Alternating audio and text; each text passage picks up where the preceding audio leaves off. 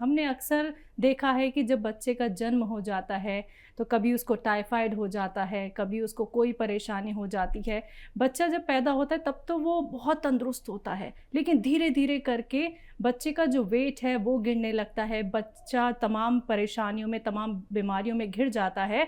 तो ऐसे में जो माँ है उनको अपना कितना ख़्याल रखना चाहिए और वो कौन-कौन से ऐसे नुस्खे अपना सकती हैं जिससे कि बच्चे की जो सेहत है वो दुरुस्त रह सके? माँ और बकरी ये बच्चे के लिए एक ऐसे जूसर हैं कि जो माँ खाएगी वो बच्चे को मिलेगा। और पहले ज़माने में आपने देखा सुना होगा मोहनदास करमचंद गांधी, उनके साथ एक बकरी रहती थी और जब वो कहीं भ्रमण करते थे तो लोग उन्हें फ्रूट देते थे, कोई केला देता था और कोई सेब देता था, बड़ी इज्जत करते थे लोग। तो वो सब अपनी बकरी को खिला देते। अब वो बकरी तो खूब ज़्यादा खा सकती है, वो उनकी अपनी खुराक काफ़ी कम थी, तो इतने फ्रूट हो जाते थे कि बकरी को कई कई दिन चलते थे। और बकरी और माँ का मैंने जो हवाला दिया है वो इसलिए दिया है कि हमने फिर पढ़ा कि सेहत में थे दुबले बापू और ताकत में कुछ ऐसा, हमने सबक में पढ़ा था अपने, ताकत के थे पुतले बाबू जी। आपने पढ़ा था, ये हमारे जी, तो जी। कोर्स में आता था। जी। सेहत के थे दुबले बापू, ताकत के थे पुतले बापू। और बला की ताकत थी, पैदल चलते थे और सबको पीछे छोड़ देते थे। और बच्चा जो है वो माँ की आदतों पर निर्भर है। और ये जो बच्चे को माएँ तकरीबन 2 साल तक दूध पिलाती हैं, कुछ माएँ बचने लगती हैं दूध से पिलाने से, वो सोचती हैं कि फिगर ख़राब हो जाएगा। लेकिन एक तो ये बात याद रखें कि दूध पिलाने से बच्चे का और माँ का दोनों का फिगर बनता है, ख़राब नहीं होता, ये साइंटिफिक सच है। अब कुछ बातों को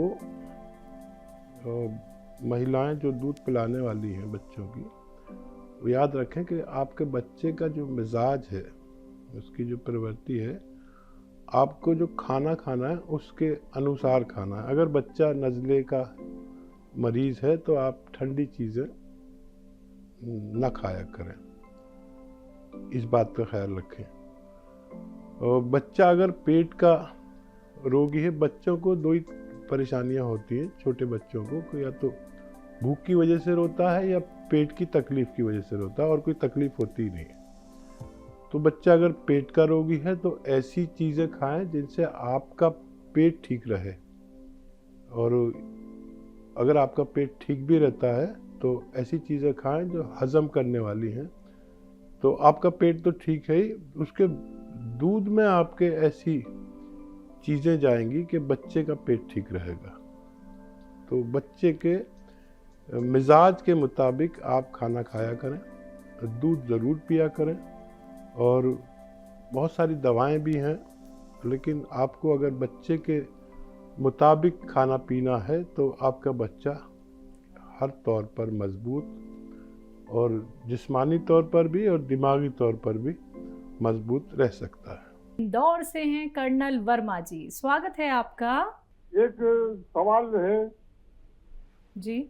आप जो कहते हैं लोगों को अदरक और लहसुन की जो चटनी बना के रख लें, अगर ज्यादा तादाद में बना लें अगर इसको, और इसमें सिरका मिला के रखें तो ये ज्यादा दिन तक रह सकती है क्या?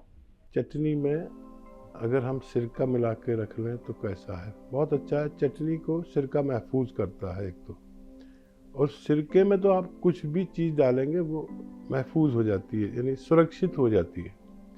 और सिरका भी डाल लें तो चटनी और ज़्यादा अच्छा काम करेगी। और वैसे भी चटनी अगर बाकायदा बनाई जाए और फ्रिज में रखी जाए तो मैंने चटनी को ख़राब होते हुए नहीं देखा। एक बार मैंने चटनी बनाई थी और ज़्यादा बनवा ली थी। महाराष्ट्र में मैं रहता था, फिर वहाँ से मैं दिल्ली आया। दिल्ली आने के अगले महीने में वहाँ गया तो वो चटनी ख़राब नहीं हुई थी और मैंने उसको इस्तेमाल किया। और कोई भी खाने की चीज़ का मैं बड़ी कदर करता हूँ, चाहे सब्जी हो या सालन हो या रोटी हो।